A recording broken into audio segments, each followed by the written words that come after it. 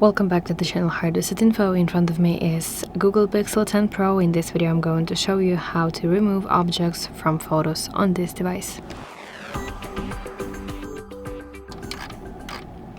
So you want to open Google application Photos, and now let's tap any photo that you want to edit.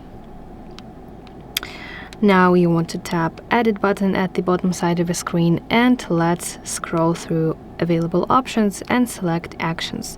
Here you'll find Magic Eraser. Let's tap on this option.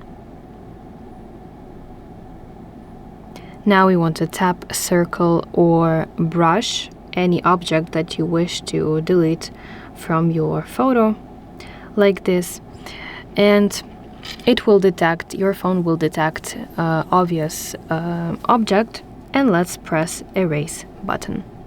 Then wait a few seconds,